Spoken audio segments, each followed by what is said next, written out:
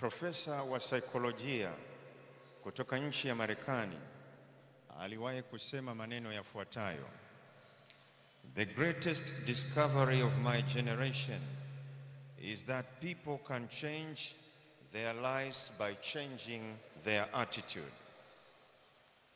Uvumbuzi mkubwa ambao umefanywa katika kizazi changu ni kwamba watu wanaweza kubadilisha maisha yao kwa kubadilisha mitazamo yao. Kuna mtu mmoja aliyekuwa anaitwa Helen Keller kule Marekani.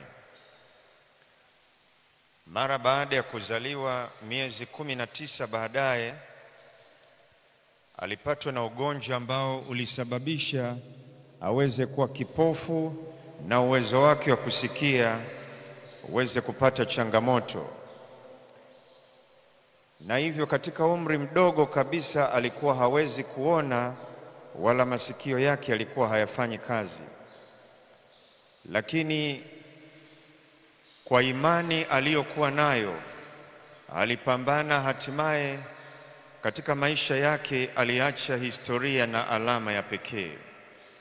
Akiwa na umri wa miaka 7, kwa sababu ya imani aliyokuwa nayo na ndoto iliyokuwa inawaka ndani ya moyo wake, alianza kujifunza kusoma na kuandika na masomo mengine. Na alikuwa ni mtu wa kwanza mwenye changamoto ya kuona na kusikia ambaye hatimaye alikuja kupata shahada ya chuo kikuu. Katika kipindi cha miaka yake alifanikiwa kuandika zaidi ya vitabu 14 na alikuwa miongoni mwa wazungumzaji maarufu duniani. Alipokea tuzo nyingi za heshima. Mtu mwingine, ulemavu kwake inaweza kuwa ni sababu ya kutofanikiwa katika maisha, lakini haikuwa hivyo kwa Helen Keller. Hivi umewahi kujiuliza, watoto wawili wamezaliwa katika familia moja, baba mmoja na mama mmoja, wote wanaenda shule ya msingi moja, wote wanaishi katika mazingira yanayofanana, kijiji kimoja, lakini maisha yao ya baadaye yanakuwa tofauti. Mmoja anaishi maisha ya mafanikio na mwingine anaishi maisha ya kushindwa. Nini kinacholeta tofauti katika maisha ya watu? Mtazamo. Jinsi unavyofikiri ina sehemu ya muhimu sana ya kuamua mustakabali wa maisha yako. Yale mambo ambayo yanakaa ndani ya mawazo yako, yale mambo ambayo unayafikiri mara kwa mara, yana mchango mkubwa wa kuamua ya kwamba wewe utakuwa ni mtu wa mafanikio au wewe utakuwa ni mtu ambaye sio wa mafanikio. Mtazamo ambao unatokana na jinsi unavyofikiri, na mara nyingi kile unachofikiri kinaonekana katika kauli zako unazoziongea. Mtazamo wako, jinsi unavyofikiri, jinsi unavyoongea vina athari, na hizi athari zinaweza kuwa ni athari chanya au athari ambazo ni hasi. Mawazo yako yanaweza kukuchochea ukathubutu kufanya mambo fulani au ukaogopa kufanya mambo fulani. Kuna mwanasaikolojia mmoja aliwahi kusema hivi, ya kwamba ukiwa na kikombe ambacho kina maji nusu au kina juice nusu, mtu mwenye mtazamo hasi ukimuuliza atakwambia hiki kikombe nusu hakina maji, lakini mtu mwenye mtazamo chanya atakwambia hiki kikombe nusu yake iko juice.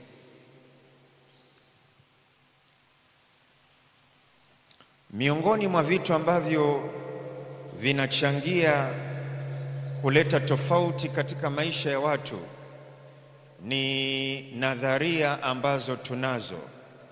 Hizi nadharia inawezekana tumejifunza au hatujajifunza, lakini hizi nadharia zinaathiri jinsi tunavyofikiria. Watu wenye hekima au wana falsafa wana nadharia zifuatazo ambazo hata kama hujasoma inawezekana ukawa nazo. Nadharia ya kwanza inaitwa nihilism. Kuna mtazamo fulani katika maisha wa kuona maisha hayana maana. Kuna mtazamo fulani katika maisha wa kuona maisha ni taabu, maisha yana mateso, maisha yana dhiki. Na ndio maana hapa Dar es Salaam kuna watu wengine ambao kazi yao kubwa ni kulalamika juu ya changamoto ya hali ya hewa iliyoko hapa. Lakini kuna watu wengine wanafurahia kuishi Dar es Salaam kwa sababu wanajua ni jiji lenye fursa. Kuna nadharia nyingine inaitwa humanism. Nadharia hii inabebwa na wale watu ambao wanaiangalia dunia kama mahali ambapo pana fursa. Wanaangalia maisha katika mtazamo chanya. Wanaangalia kama ni baraka kupata nafasi ya kuishi hapa duniani. Kuna nadharia nyingine ambayo inaitwa determinism. Nadharia hii kwa sehemu kubwa ina maana ya kwamba kuna watu wengine ambao wanafikiria maisha yao yanategemea sana watu wengine, ya kwamba yeye akishindwa katika maisha kwa sababu kuna mtu fulani alichangia kushindwa kwake. Mimi sijasoma kwa sababu wazazi wangu hawakunisomesha. Mimi niko hivi nilivyo kwa sababu nimelogwa. Yaani watu wengine wanashikilia sana maisha yao. Kuna nadharia nyingine ambayo inaamini ya kwamba kila binadamu ana uwezo wa kutawala maisha yake. Ana uwezo wa kuchagua na kuamua mustakabali wa maisha yake. Na mimi ninapendekeza kwako uwe na mtazamo ambao umejengwa katika maandiko matakatifu, mtazamo ambao ni mpana, mtazamo ambao umejengwa katika imani kwa Mungu. Unajua, tunapozungumzia mambo ya imani, sio kwamba hatuamini ya kwamba hapa duniani kuna maovu. Sio kwamba hatuamini ya kwamba hapa duniani kuna mateso. Sio hatuamini ya kwamba hapa duniani kuna matatizo. Lakini kuwa na imani maana yake ni kuamini ya kwamba ulimwenguni mnayo dhiki, lakini jipeni moyo, mimi Yesu nimeushinda ulimwengu. Unajua, katika maisha jambo kubwa sana sio kila kitu kinachotokea katika maisha yako, ni jinsi unavyoitikia, jinsi unavyokabiliana na changamoto mbalimbali. Mtume Paulo katika barua kwa Warumi anasema ya kwamba ni nani atakayetutenga na upendo wa Mungu? Je, ni dhiki? Je, ni shida? Je, ni uchi? Je, ni kukosa mavazi? Anasema hakuna kitu chochote kitakachoweza kututenga na upendo wa Mungu. Yule mtu aliye na imani kwa Mungu, hata changamoto zinapomkabili kwa sababu ya imani yake kwa Mungu, ana ushindi katika kukabiliana na changamoto hizi. Unajua, corona au COVID-19 ilipokuwepo, kuna watu wengine COVID-19 iliwanyong'onyeza. Walikaa ndani ya nyumba, wamesinyaa. Wengine shughuli za kiuchumi zilisimama. Lakini ndani ya janga hili la corona, kuna watu wengine waliona fursa za kiuchumi.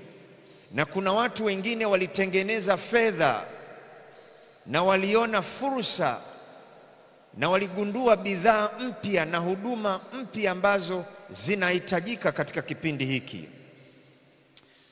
Kuna wakati fulani niliwahi kusoma kitabu kimoja ambacho kinaitwa The Power of Positive Thinking, nguvu ya mtandao, nguvu ya mtazamo chanya.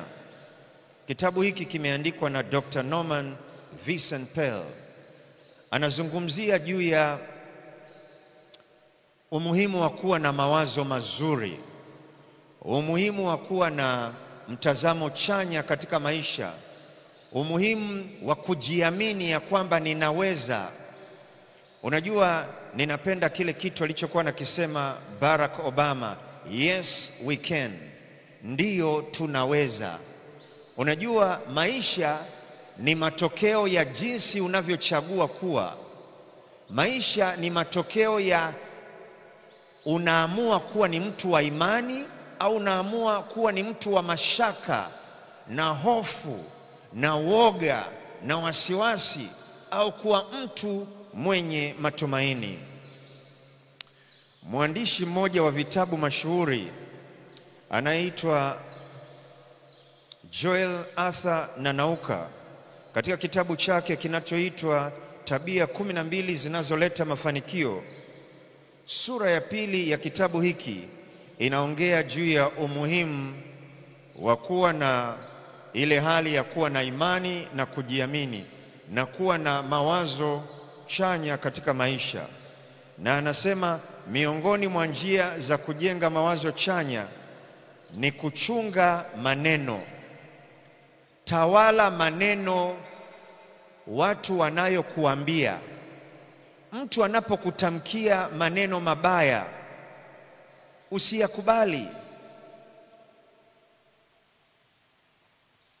Ben Carson, mama yake alikuwa anamwambia, mwanangu, wewe ni mtoto wa pekee, una kipaji na baadaye utakuja kuwa mtu maarufu duniani. Wazazi, mtamkie mtoto wako maneno mazuri. Wewe mwanamme, mtamkie mke wako maneno mazuri.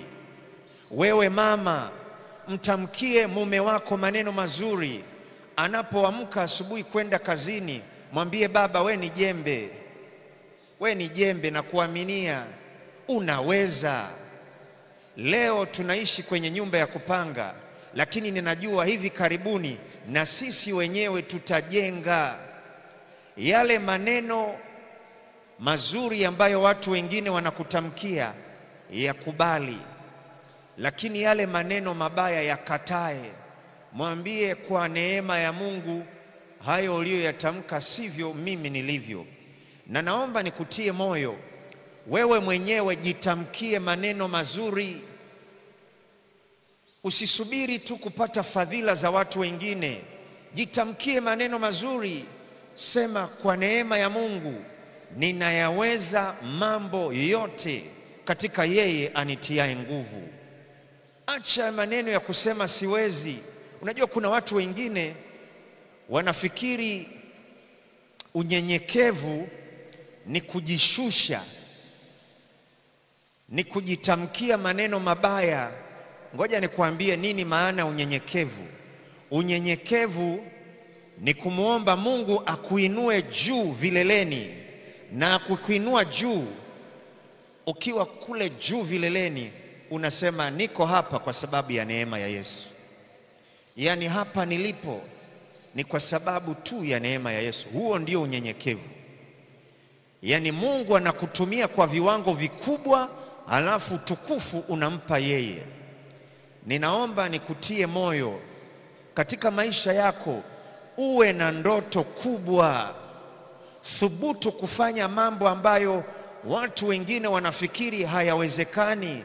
Na ninaomba nikuambie, Mungu akiwa upande wako, yote yanawezekana. Katika kitabu cha Mwanzo sura ya 50 na lile fungu la 24 hadi fungu la 26. Mwanzo sura ya 50 fungu la 24 hadi 26. Habari njema Kiswahili cha kisasa inasema hivi: baadaye Yosefu aliwaambia ndugu zake, mimi sasa ninakaribia kufa, lakini hakika Mungu atawajilia kuwasaidia. Atawatoa katika nchi hii na kuwapelekeni katika nchi aliyomwapia Abrahamu, Isaka na Yakobo. Kisha Yosefu akawaapiza wana wa Israeli akisema, Mungu atakapowaijia na kuwasaidia, hakikisheni kwamba mnaichukua mifupa yangu kutoka huku. Basi Yosefu akafariki kule Misri akiwa na umri wa miaka 110, nao wakamweka mwili wake dawa usioze, wakamweka katika jeneza kule Misri. Mungu alikuwa amempatia Abraham ahadi, na ahadi hii ni ya kumpatia nchi ya Kanaani, nchi inayomiminika maziwa na asali, nchi iliyo katika sehemu ya kimkakati katikati ya dunia. Na alimpatia nchi hii yeye na uzao wake. Na Mungu akamwambia Abraham, wakati fulani uzao wako utaenda Misri na utakaa huko, lakini baada ya vizazi 4, hata baada ya mateso, kwa sababu atainuka Farao asiyemjua Yusufu, lakini wazao wako watatoka katika nchi hii na ushindi mkubwa, na mimi nitawatoa katika makucha ya Farao. Yakobo alipokuwa nakufa, aliwaapiza watoto wake ya kwamba wamzike katika nchi ya Kanaani, katika makaburi ya babu yake Abraham, kwa sababu alijua ya kwamba mimi ni mtu wa Kanaani. Huku Misri mimi ni mgeni tu, lakini kwetu ni Kanaani. Maandiko matakatifu yanamuweka Yusufu miongoni mwa mashujaa wa imani wanaopatikana katika Waebrania sura ile ya 11. Na Yusufu anasemekana ya kwamba alikuwa ni mtu mwenye imani,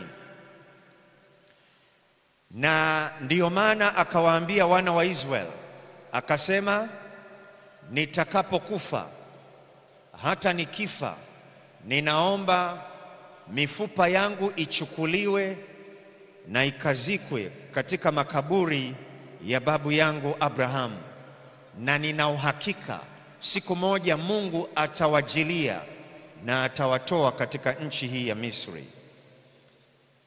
Yusufu alipokuwa anatamka maneno haya, aliyatamka kwa imani. Alijua ya kwamba siku moja wana wa Israeli wataondolewa katika nchi ya Misri, na akasema mifupa yangu na yenyewe iondolewe katika nchi ya Misri. Kuna mahali pa muda ambapo Yusufu aliwekwa katika jeneza la muda, na lile jeneza wana wa Israeli walipokuwa naliangalia, walijua ya kwamba tunakumbuka ya kwamba Yusufu mifupa yake itaondolewa, na siku moja na sisi pamoja na kwamba tunateseka katika nchi hii ya Misri, lakini siku moja tutarudi katika nchi yetu ya Kanaani. Yusufu alikuwa ni mtu mwenye ndoto na aliamini katika ndoto yake, na ndio maana alitamka ndoto yake ya kwamba ninayo ndoto, mganda wangu utasimama wakati miganda mingine inainama. Ukiwa na ndoto, itamke ndoto yako, lakini usiitamke kwa kila mtu.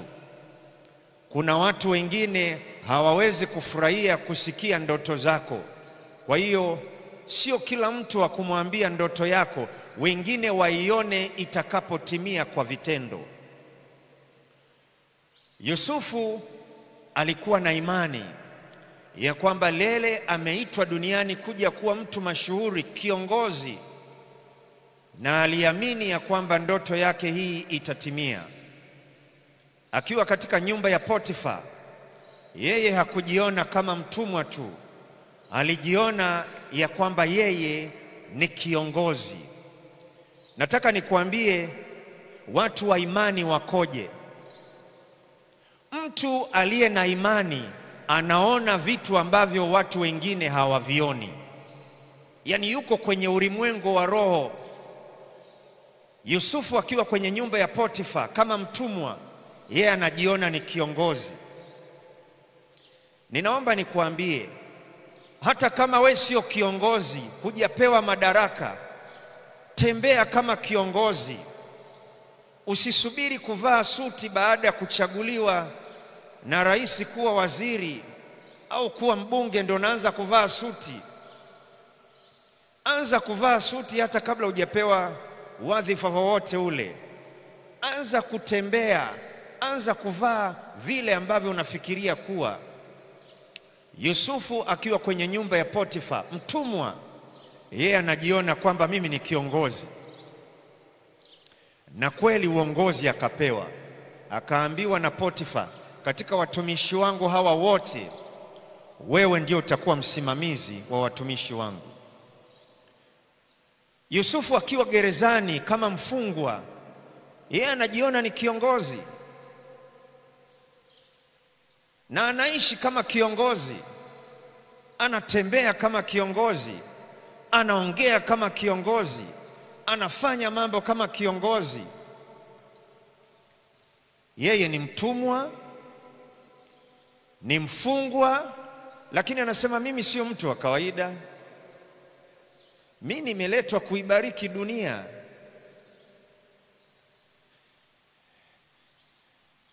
Na kweli akiwa gerezani, kwa imani yake hiyo akachaguliwa kuwa kiongozi. Nataka nikuambie, kipaji ulichonacho utakitumia katika mazingira yoyote. Ukiwa na imani, kipaji chako kitaonekana na kitatumika kwa ajili ya utukufu wa Mungu. Nataka nikuambie, hata kama leo huna mchumba, hata kama umri umeenda na unakaribia kukata tamaa, wewe amini ya kwamba kwa neema ya Yesu utaolewa. Na amini ya kwamba utaolewa. Na naomba nikuambie, anza hata kutafuta majina ya watoto wako. Hata kama una mchumba, sema mtoto wangu wa kwanza nitakayemzaa ataitwa jina hili. Ndivyo wanavyoishi watu wa imani.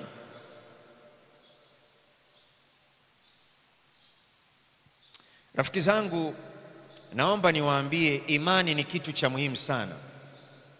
Hata katika maisha ya kiroho, imani ni kitu cha muhimu sana.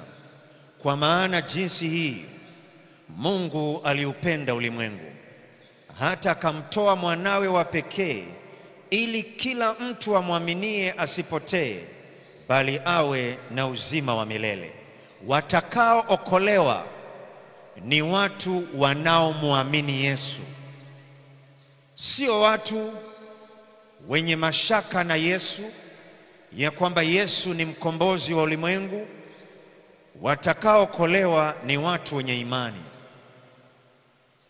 Kitabu cha Ufunuo 21 kinasema, bali waoga na wasioamini na wachukizao na wazinzi na wauaji, sehemu yao ni katika lile ziwa la moto.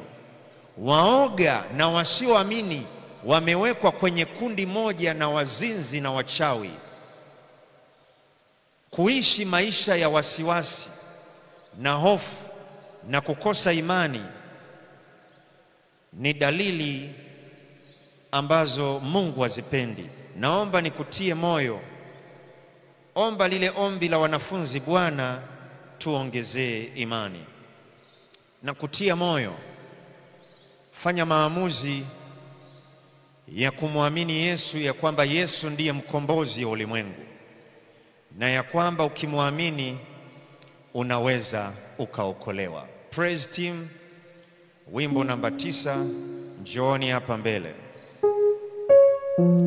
Muumbaji, mfalme, vitu vyote ni vyako. Naomba tusimame tunapoimba wimbo huo, na ninaomba usogee hapa mbele. Wewe ambaye una sadaka yako, itoe kwenye sanduku la sadaka. Wewe uliye na ombi lako, liweke katika sehemu ya maombi. Sogeni hapa mbele tunapoimba wimbo namba 9.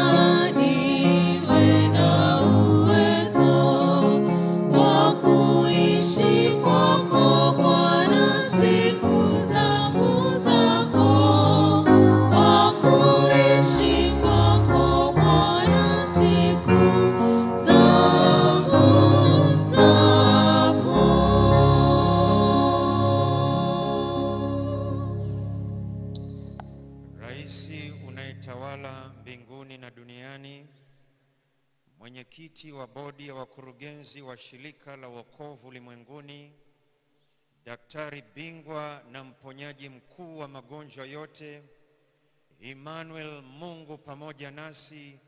Hakika wewe ni Mungu, na kwa matendo yako tuliyoyasikia, miujiza uliyoifanya, hakuna Mungu mwingine kama wewe.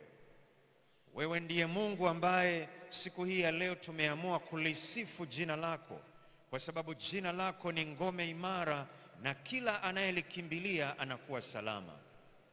Mungu wetu, tunapoangalia katika maisha yetu, tunagundua ya kwamba baraka zako zimekuwa katika maisha yetu.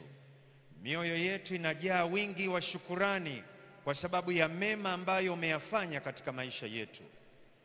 Na siku hii ya leo tumekuja katika nyumba yako hii ya sala, tukiwa na hitaji lingine la kuhitaji mibaraka mingine zaidi katika maisha yetu. Mibaraka ya kwanza ambayo tunaiomba Yesu, tunaomba mibaraka ya kiroho katika maisha yetu. Zile dhambi ambazo tumezifanya kwa makusudi au kwa bahati mbaya, Yesu, kwa neema yako na kwa sababu ya damu yako iliyomwagika msalabani, tunaomba usamehe dhambi zetu. Na tunaomba ile imani iliyokuwa ndani ya Yusufu, ile imani iliyokuwa ndani ya wale mashujaa, tunaomba imani hiyo ikawe ndani yetu. Tusaidie kukuamini Yesu, na kujua kwamba hakika fadhili zako ni za milele katika maisha yetu. Mungu wangu na mfalme wangu, hawa watu ambao wamehudhuria ibada ya siku hii ya leo hapa kanisani Magomeni, na hawa watu ambao wanatufuatilia mtandaoni, kuna watu ambao wameleta maombi yao na yamewekwa katika boksi hilo. Wameyaleta maombi yao kwa sababu wanaamini wewe ni Mungu wa mambo yasiyowezekana. Wanaamini ya kwamba wewe ni Mungu ambaye sikio lako si zito na hakika unajibu maombi. Ninaomba leo Yesu ikajulikane ya kwamba hakika hili kanisa ni nyumba ya sala kwa mataifa yote, na hili ni hekalu lako, na maombi yanayoombwa kupitia hapa, ninaomba Yesu kwa neema yako uyajibu. Ninatambua ya kwamba kuna watu ambao wamejinyima usingizi, wamekuja kanisani hapa kukutafuta uso wako. Yesu, kwa neema ulionipatia, ninaomba nitamke baraka kwa kila mtu aliyehudhuria ibada ya leo na amekuja akitambua ya kwamba atakutana na Yesu wa Nazareti. Ninajua Yesu, kuna watu ambao hawajaweza kuhudhuria ibada ya leo, lakini wanatufuatilia kwa njia mtandao. Kwa neema ambayo Yesu amenipatia, hapo ulipo na simu yako na chombo chochote cha teknolojia, ninaomba nitamke baraka kwako. Pokea baraka kwa jina la Yesu. Na Yesu, kwa neema yako, yale maombi yaliyoletwa, yaliyo ndani ya sanduku hilo la maombi, maombi ambayo mzee wa kanisa anagusa sanduku hilo, ninaomba wewe mwenyewe Yesu uyaguse kwa mkono wako, na ninaomba kila aliyeomba apokee kwa utukufu wa jina lako. Leo kwa neema ya Yesu nataka nitamke baraka kwako.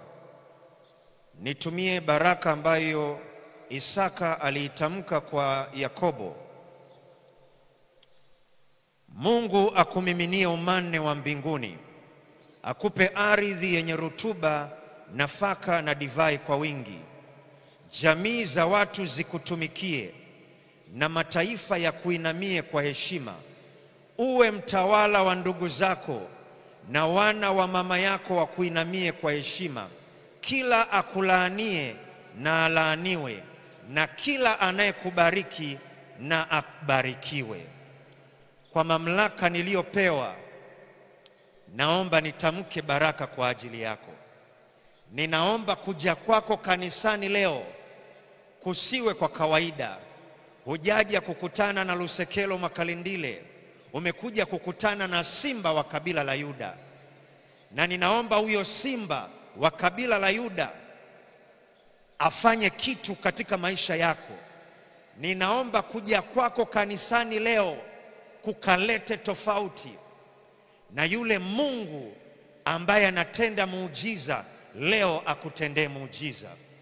Wewe unayetufuatilia kwa njia mtandao, ninatamka baraka kwa ajili yako leo.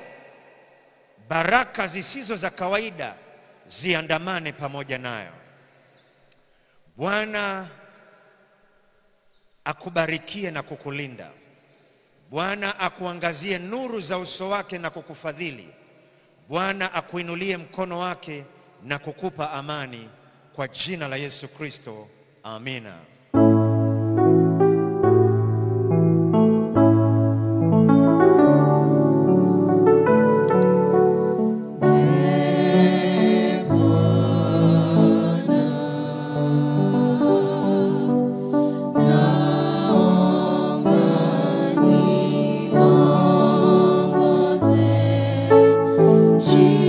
Njia yako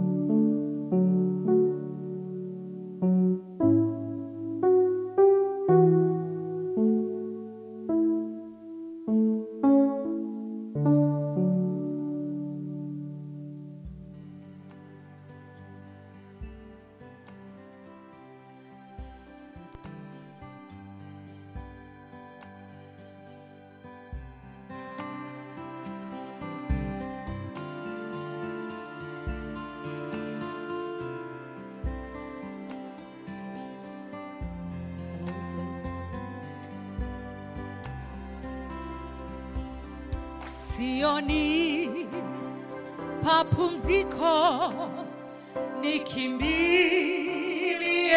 wapi? Sioni pa kushika, giza limetanda.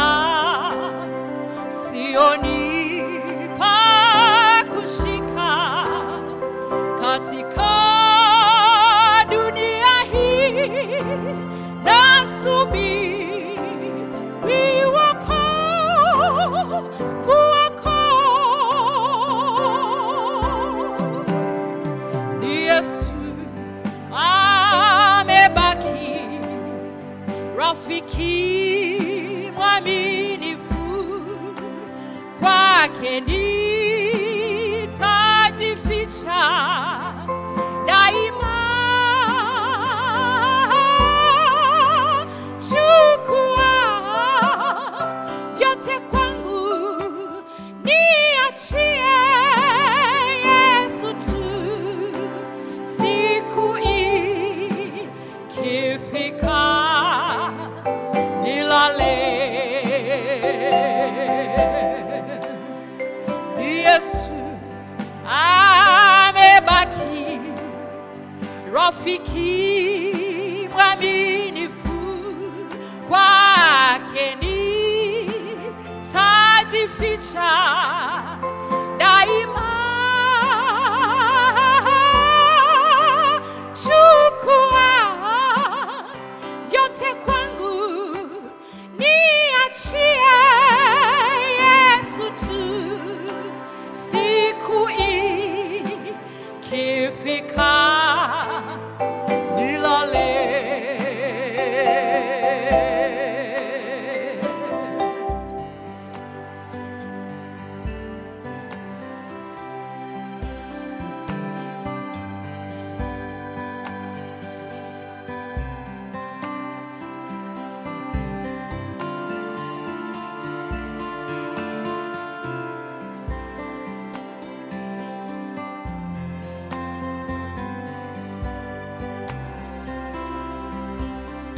Sioni papumziko, dunia chungu kwangu, mauti mbele yangu. Siku ikifika sioni pa kushika katika dunia hii, nasubiri wokovu wako. Ni Yesu amebaki, rafiki mwaminifu, kwake nitajificha daima. Chukua vyote kwangu, niachie Yesu tu. Siku ikifika nilale. Tuimbe wote, ni Yesu, ni Yesu, ni Yesu amebaki, rafiki, rafiki mwaminifu, kwake nitajificha, kwake nitajificha daima. Chukua vyote kwangu, niachie Yesu tu. Siku ikifika nilale. Ni Yesu amebaki, rafiki mwaminifu, kwake ni